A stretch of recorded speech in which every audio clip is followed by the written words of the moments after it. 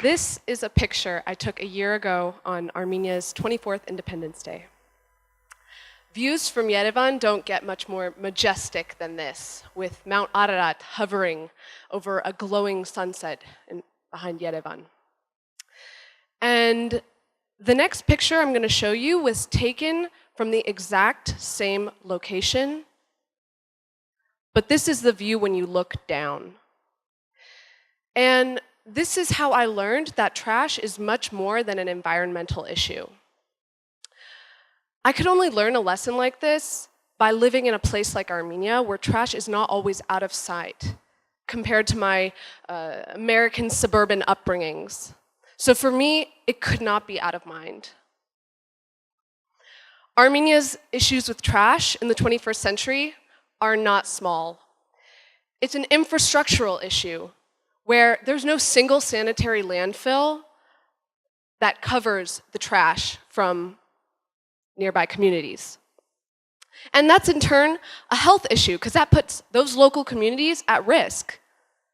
And that is also a political issue, because that requires some kind of legislation passed on an official state level, ensuring that measures get put into place to prevent. But for me, trash has been an aesthetic issue since living here.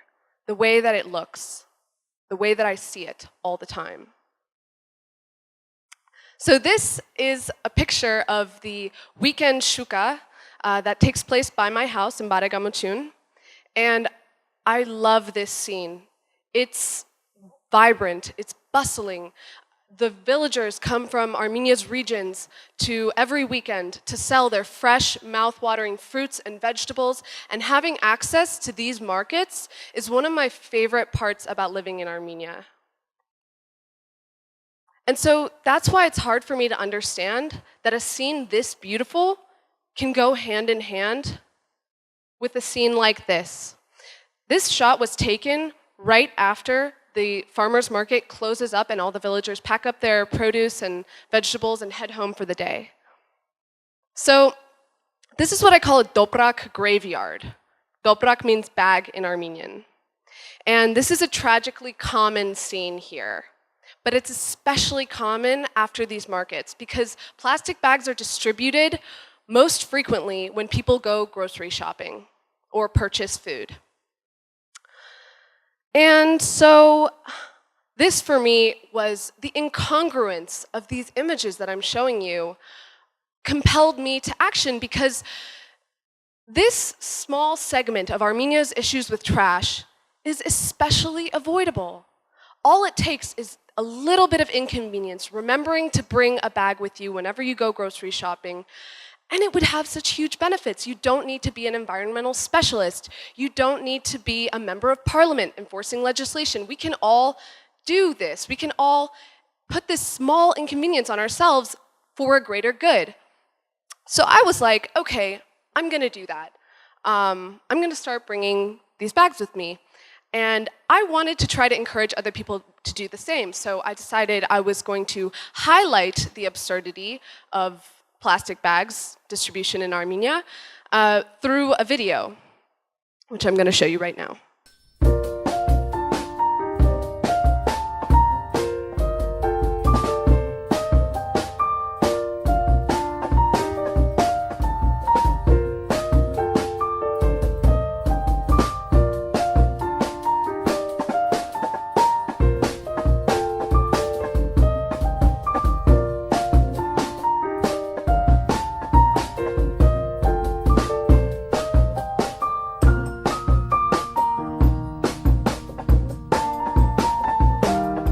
Toprak Petq Chi.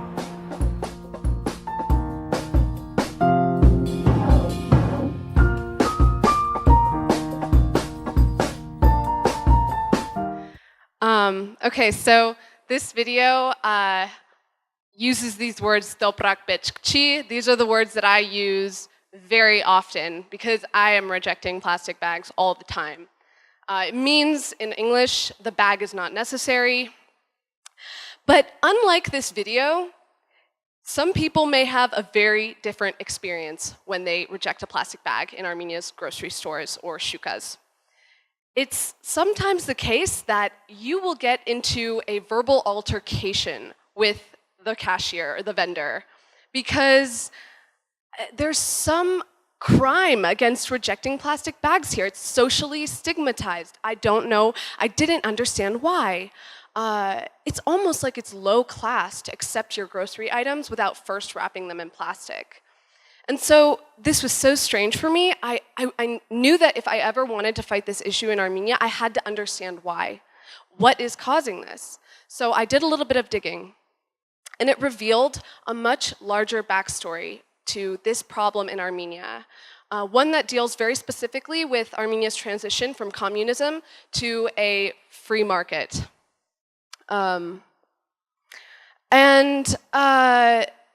This was, for me, something that I could only have learned by living here first, speaking with people who live here, understanding and respecting the very recent history.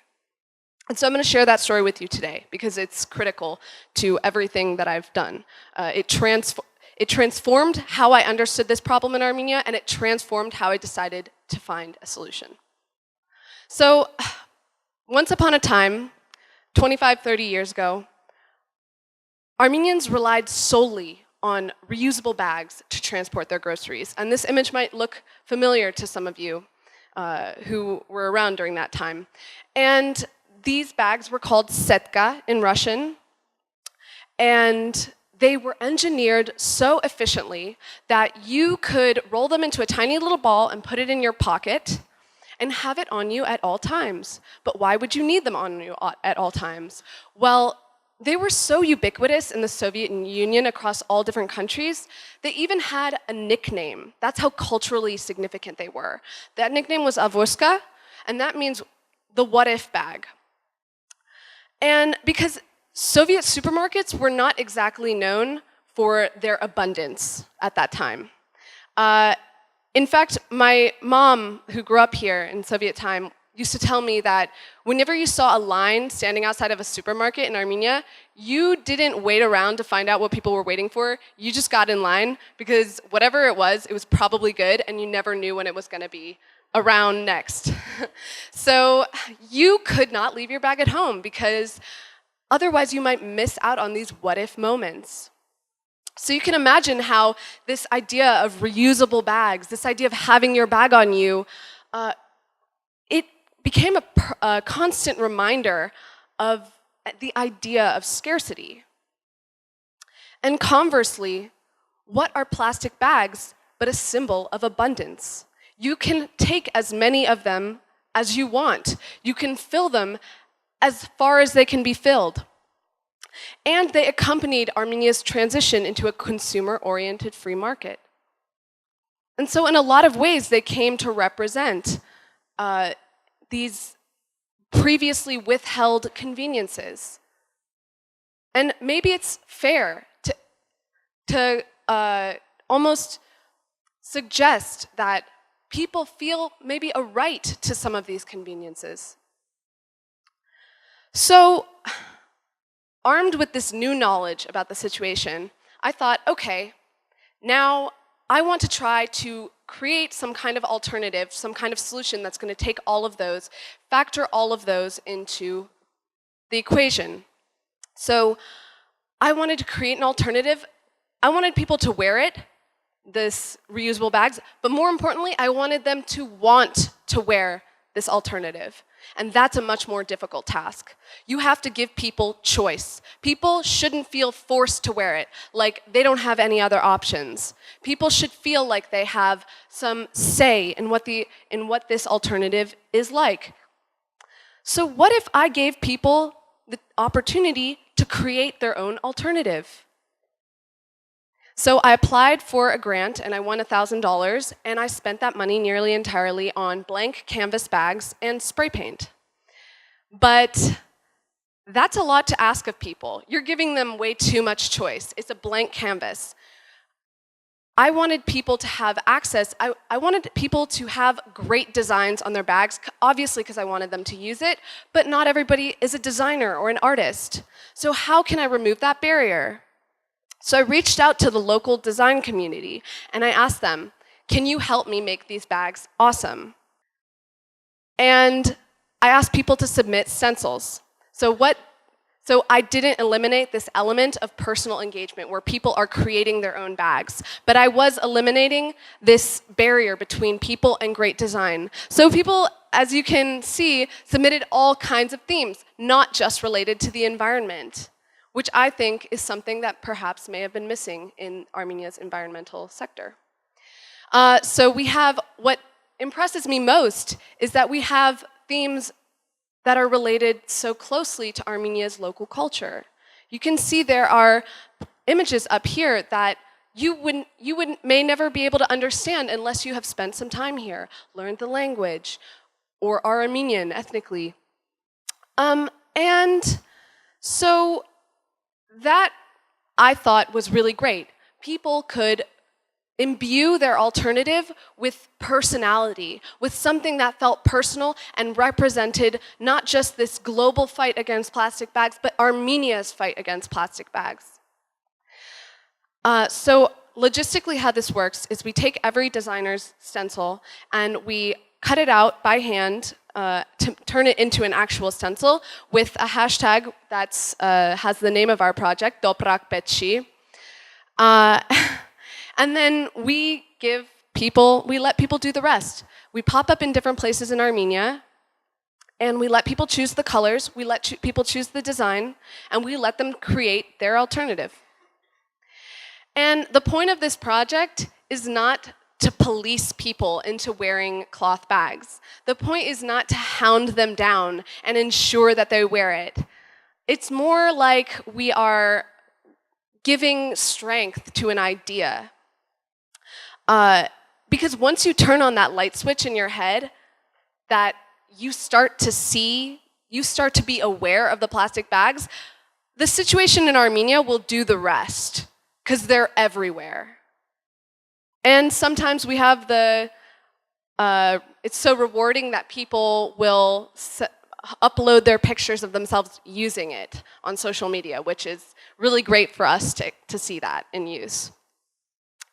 And so I just want to highlight that for me, the cool part about this project is not that we found some, colorful, quirky way to promote cloth bags. What's the heart of this problem, of this project for me, is that we've given credence to the local history that happened here. We recognized and found value in a recent struggle in Armenia. And I think that this is something that whatever sector you're working in, whether it's politics, whether it's environment, health, this is something that we could start to implement more frequently, because plastic bag pollution is a problem not just in Armenia, all over the world. And the Western world is already finding all kinds of solutions to fight it. But it doesn't mean that those solutions are right for Armenia. So that's why we've given this project a name that we think people can relate to, which is Toprak Petq Chi. And these are the words that we should use firmly and adamantly every single time we go grocery shopping until the day that we don't have to anymore.